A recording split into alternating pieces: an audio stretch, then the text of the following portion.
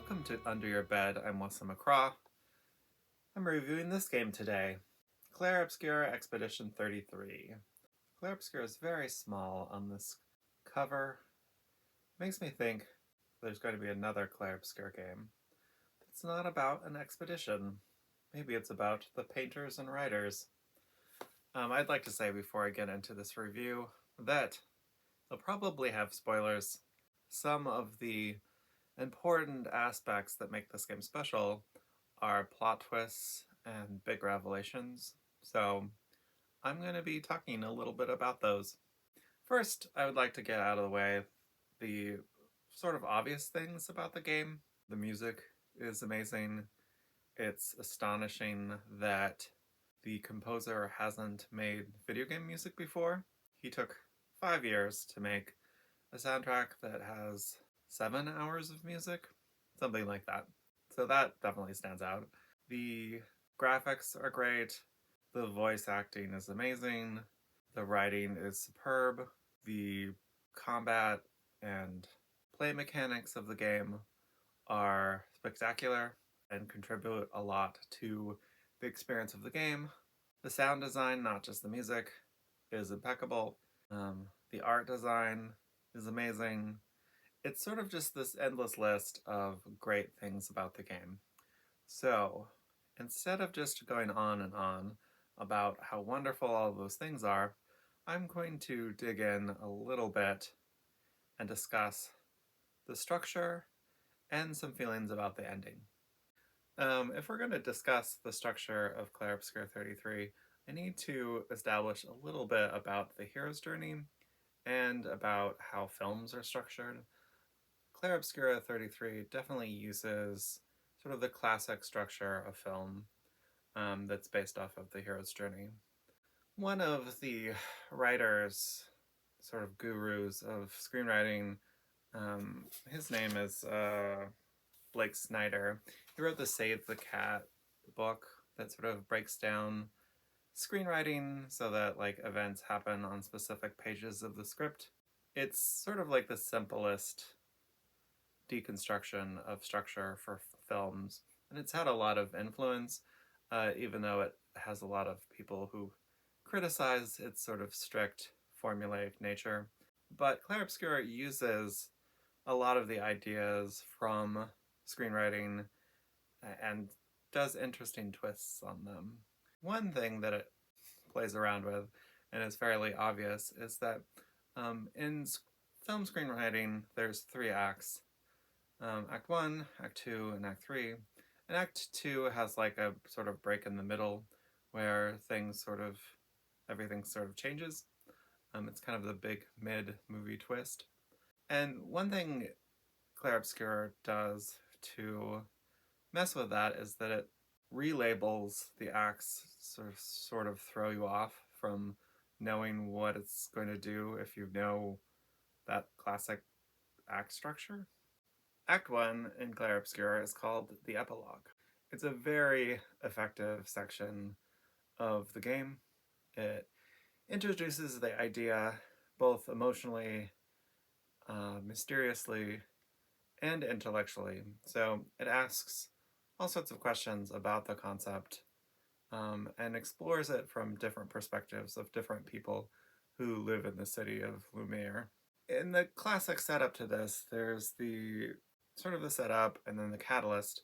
And the catalyst in this is the gommage. And then there's the section which is the debate on if you should go. And that's sort of the expeditioners talking with each other before they leave on their expedition. And then there's the break into Act 2, which is where they go off and get massacred at the beginning of their expedition. All of this follows Gustave, which is actually a misdirect to convince you that he's the protagonist when it's actually Maëlle, who is the real protagonist throughout the whole story, even though they often sort of pretend like it's not. This is a good way to throw off figuring out what the plot of the actual game is, and so that it can do twists that are surprising. because people are so familiar with the hero's journey that knowing the protagonist in the beginning, people can often like predict everything that's going to happen later because they know which character is going to go through the adventure, have the changes, and have the resolution and revelation near the end. So when it breaks into Act 2, there's a title card that says Act 1, Gustav. And this is definitely to make you think that Gustav is the main character. It also lets them, when they go to Act 2 and have a different name there, that it makes sense that that character's time in the game is over. Now, in the traditional Act 2, which this game calls Act 1, and then Act 2 later, is that there's the fun and games section. And the fun and games section is the part of the first half of Act 2 where it sort of fulfills all of the promises that like an advertisement would make about the game.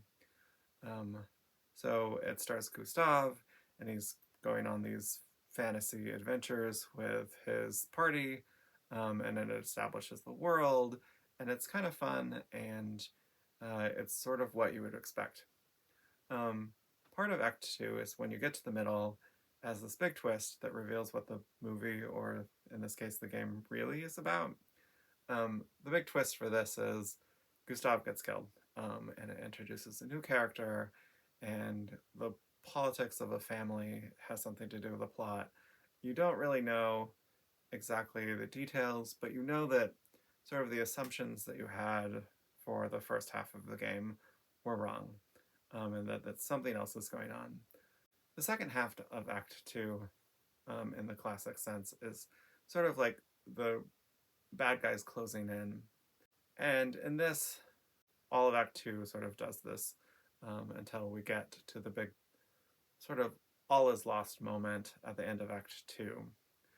This classic moment of film is where it's sort of the dark night of the soul, where the character reaches its darkest, most hopeless moment, and it seems like all is lost. In Clair Obscur, it does like a false epilogue that makes you think maybe the game is over after everyone has been killed. And then you find out that there's the Act 3. And the Act 3 is really just about getting your party together, making a plan of attack, and then having the resolution. One interesting thing about this in this game is that Act 3, you get to choose to do that, or you can do all this side content. It's sort of best to just finish the story and then go do the side content. But a lot of people end up doing the side content and making the sort of end boss stuff trivially easy because they don't realize that narratively it's best to just sort of do the ending first. The ending is something that I have mixed feelings about. If you have been watching sort of the online discourse for this game, you'll know that there's a disagreement about what the game is trying to say or what the best ending is. Is it like genocide, or do the people in the painting matter? Or there's just a lot of discussion.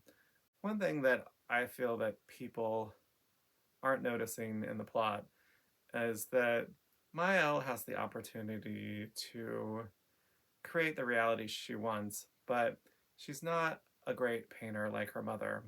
And her mother created all of the people of Lumiere, and she's the only one that like creates realistic people. The other members of the family create either monsters or representations of ideas, or like goofy characters that aren't really like people. The mother, on the other hand, is a master painter and is able to make people better than any other painters are able to do. And Mael, who's 16 in the game, can barely bring back two of her friends. So at the end of the game, she has the choice of like not staying in the painting or staying in the painting and making the reality how she wants. Those are her two options. if she chooses to stay in the painting, she doesn't have the ability to create people in the same way that her mother has the ability to do. So her reality and fantasy will not have the same depth and nuance that her mother would be able to create. Her other option is to leave the canvas and to process her grief. The tricky part of this is that at the end, she doesn't get the choice to grieve. She is either gets to choose to stay in the painting or she's forced to leave. And I think this is like a narrative problem since she is the main character of the story and the options are she stays in the painting or she gets her like agency removed. And I don't think either one of those options really fulfills the narrative need of her making the final decision to grieve on her own and not being forced to make that decision. Um, that's my feelings about the end. Um, Thank you for listening to my deconstruction of Clair Obscur Expedition 33. Play it for yourself if you haven't. Probably a lot of this didn't make sense if you haven't played it. Hopefully, if you have played it, it made a little sense, especially if you like to analyze the structures of stories like I do. Thanks for listening, and I'll see you later.